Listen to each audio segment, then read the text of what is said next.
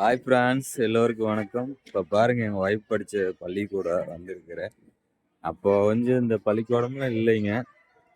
நான் baby school நான் படிச்சுன்னு இருந்தேங்க. ஒய்ஃப் இந்த பேபி ஸ்கூல் தான் இருந்தாங்க. இப்போ பால்வாடி இப்படி மாடர்னாக பண்ணிக்கிட்டாங்க. இந்த ஸ்கூல் பாருங்க, காமராஜ் கட்டினது ஸ்கூல். இதெல்லாம் வந்து என் சம்சாரம் படித்த ஸ்கூல். பாப்பாவை ஸ்கூல் படி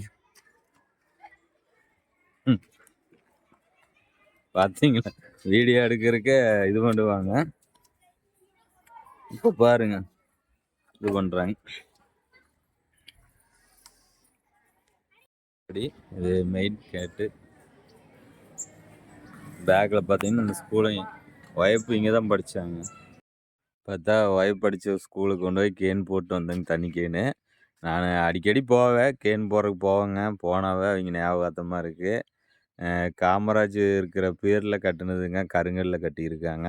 ரொம்ப உயரமாக கட்டிக்கிட்டாங்க. அப்போல்லாம் நல்லா ஸ்ட்ராங்காக 100 வருஷத்துக்கு மேலே ஆகியுமே கம்பீரமாக அந்த கட்டடம் நிற்கிது. ஆனால் ஒரு கட்டடத்தை வேணால் அவங்க இடித்து வேறு ஸ்கூலு கட்டிக்கிட்டாங்கன்னு நினைக்கிறேன். வந்து அங்கன்வாடி மையம் கட்டிக்கிட்டாங்க அந்த ஸ்கூலோடு இடித்து. சரி, மற்றது புதுசு புதுசாக கட்டிக்கிட்டாங்க. அதனால் ரொம்ப சந்தோஷமாக இருக்குங்க. இப்போ மனைவிலாம் பார்த்திங்கன்னா, அன்பான மனைவி. எங்கள் வீட்டில் என்னென்னா கோவப்படுவாங்க, மின்கோவம் ஜாஸ்தி. ஆனால் மின் கோவப்பட்டாலுமே அதை மனசில் வைக்க மாட்டாங்க. நான் இப்போ சண்டை பிடிக்கிறீங்களா, ஏதாவது பேசுவேன், ஏதாவது பேசி விட்டு திட்டிடுவேன். அடிக்கலாம் மாட்டேங்க. நான் எப்பவுமே மனைவி வந்து நான் அடிக்க மாட்டேங்க. சும்மா வாயில் பேசுகிறதா. அப்புறம் 2 பேரும் பேசிக்குவோம். அப்புறம் நான் பேசுனா பேச மாட்டா. சரின்ட்டு நான் கேன்னு கேட்பாங்க. ஏதாவது வியாபாரத்துக்கு போயிட்டு வந்துட்டு, "ஏவாப்பா சமைச்சிட்டியானா?" சமைச்சிட்டேன், வாங்க சாப்பிடலாமாங்க." அந்த சண்டையெல்லாம் எங்கே போகுதுன்னு தெரியல, மறந்துடுவாங்க. அந்த மாதிரி எனக்கு உண்மையில் ஒவ்வொருத்தராக அந்த சண்டை பிடிச்சா அதை அப்படியே 1 வாரம் 2 வாரம் பேசாது இருப்பாங்க. அப்படியே மாத கணக்காக இருப்பாங்க, வருஷ கணக்காக இருப்பாங்க, ஆண்டு கணக்காக இருப்பாங்க. எங்கள் வீட்டில் அப்படி இல்லைங்க.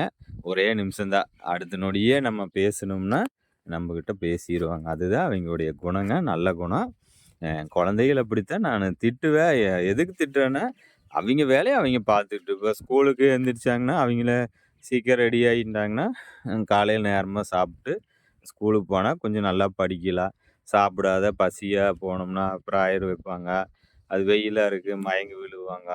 அதனால் காலையில் சாப்பிட்டு போயிட்டோம்னா அவங்க நல்லா நிம்மதியாக இருப்பாங்க, நல்லா படிப்பாங்க, கவனம் செலுத்துவாங்க. இல்லைன்னா மதியானம் வரைக்கும் அவங்க பசியோடு இருப்பாங்க. ஆனால் அதுக்கு தான் வேறு என்னங்க அவங்ககிட்ட நாங்கள் திட்டுறோங்க. ஆளுக்கு ஒரு வேலையை செய்ய போகிறோம். எங்கள் பெரிய பொண்ணுலாம் பாத்திரம் விளக்குறது எல்லா வேலையும் கழுவுவாங்க. சமைப்பது சூப்பராக சமைப்பாங்க. உண்மையில் எங்கள் ஒய்ஃபுக்கு நான் கல்யாணம் பண்ணதுக்கு அப்புறம் தான் சமைக்க கற்றுட்டாங்க. நான் தான் கற்றுக் கொடுத்தேன். ஆனால் எங்கள் பாப்பாலாம் அப்போவே சமையல் நல்லா சூப்பராக பண்ணுவேன். கறி குழம்புலாம் வைக்கிறாங்க. ரொம்ப சந்தோஷமாக இருக்குது.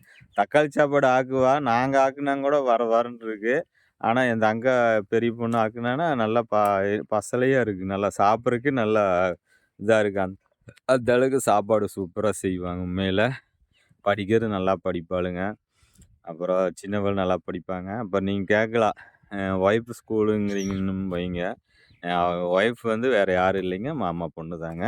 நான் சொந்த ஊர் கோபிங்க. உங்களுக்கு வாழ்க்கை வரலாறு பார்த்துருந்தீங்கன்னா தெரிஞ்சிருக்கு. நான் சொந்த ஊர் கோபி. அங்கேருந்து இங்கே வர்றது எங்கள் அப்ச்சி ஊருக்கு தான் நான் வந்திருக்கிறேங்க.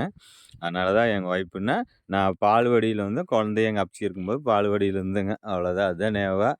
அப்புறம் எங்கள் அக்கா 5வது வரைக்கும் படித்தாங்க. எங்கள் அப்ச்சி இருந்தனால எங்கள் அக்கா வந்து இங்கே தான் 5வது வரைக்கும் படித்தாங்க. அன்பான மனைவி, அன்பான குழந்தை அமையிறது இறைவன் கொடுத்த வரம்பாங்க. அந்த மாதிரி எனக்கு கண்டிப்பாக இறைவன் எனக்கு அன்பான மனைவியும், அன்பான குழந்தையும், பெண் குழந்தையுமா கொடுத்துருக்கு. அது ரொம்ப சந்தோஷங்க. பெண் குழந்தையெல்லாம் வந்து அப்பா மேலே அவ்வளோ பாசமாக வைக்கி, நான் என்கிட்ட எது சொல்லலைனாலும் அடுத்தவங்கிட்ட போய் எங்கள் அப்பா வெயிலில் கஷ்டப்படுறாருக்கா அப்படின்னு சொல்லியிருக்கேன். பக்கத்தால் சொல்லுவாங்க, "உன் சின்ன பொண்ணு அப்படி சொல்கிறா, எங்கள் அப்பா ரொம்ப வெயிலில் அலையிறாரு" அப்படின்னு சொல்லுவா.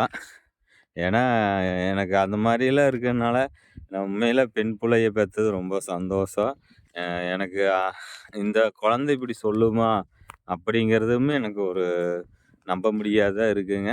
அதனால் நல்ல குடும்பம், நல்ல நல்ல மனைவி, குழந்தை எல்லாம் ரொம்ப சந்தோஷமா இருக்குங்க. இந்த வாழ்க்கை இப்படியே இருக்கும்னு நான் நினைக்கிறேங்க. மத்தது என்ன வேணுங்க? நம்மளுக்கு குடும்பம் நல்லா இருந்தா போதுங்க. நம்ம நல்லா நிம்மதியா, நல்லா வேலை செஞ்சு, நல்ல வாழ்க்கையில முன்னேறலாங்க. எல்லா வீடியோ பார்க்குறீங்க. கொஞ்சம் சப்ஸ்கிரைப் பண்ணுங்க. கொஞ்சம் லைக் பண்ணுங்க, ஷேர் பண்ணுங்க. அப்புறம் இன்னொரு விஷயம் என்னன்னா, இப்போ பால்வாடி போயிருந்தேங்க. டீச்சர் சொன்னாங்க, என் பொண்ணு வீடியோ பார்த்துட்டு இருந்தாங்க உங்க வீடியோவ. அப்புறம் என்ன அ குரல் கேட்ட குரலா இருக்குதுன்னு பார்க்கும்போது நானுங்களாம்மா. அப்புறம் சொன்னாங்க, வீடியோ நானும் பார்த்தேங்க உங்க வீடியோவ. நல்லா இருக்கு, சூப்பரா இருக்கு அப்படின்னாங்க. உண்மையிலே கேட்கறக்கு எனக்கு ரொம்ப சந்தோஷமா இருக்கு. முடிஞ்ச அளவுக்கு நான் வந்து கொஞ்சம் பாசிட்டிவாவே போடுறேங்க. ஏன்னா, நெகட்டிவா போட்டா அது அப்படியே நடக்குங்க. அது எனக்கும் தெரியும். நானும் வந்து யோகா கிளாஸ்லாம் போயிருக்கிறேன். நம்ம எண்ணங்கள், செயல்கள் எல்லாமே வந்து ஒருநிலைப்படுத்தியிருந்தா கண்டிப்பா அது நடக்கு. நம்ம ஆழ் மனசுல என்ன நெனைக்கிறோமோ, டெய்லி அதை நெனச்சுட்டே இருக்கோணும். இப்போ நம்ம ஒரு வீடு கட்டோன்னு நெனைக்கிறோம். அதை ஒரு நாளைக்கு நெனச்சுட்டு, "நாம எங்க கட்டப்போறோம்" அப்படின்னு நெனைக்கக்கூடாதுங்க. நம்ம வீடு கட்டோணும். இந்த இந்த மாடல்ல கட்டோணும், இப்படி கட்டோணும் அப்படின்னு நெனச்சா கண்டிப்பா 100% நடக்கும். நம்ம என்ன சிந்திக்கிறோமோ, அது தினம் தினங்க. ஒரு நாளைக்கு நெனச்சுட்டு மறுநாள் மறக்கக்கூடாது. டெய்லி நம்ம என்னென்ன நெனைக்கிறோமோ, கண்டிப்பா ஒரு நாளு நிஜமாகும். அது உண்மை 100% கரெக்ட்டு. இது இது உண்மைன்னா கமெண்ட் பண்ணுங்க. பாய்.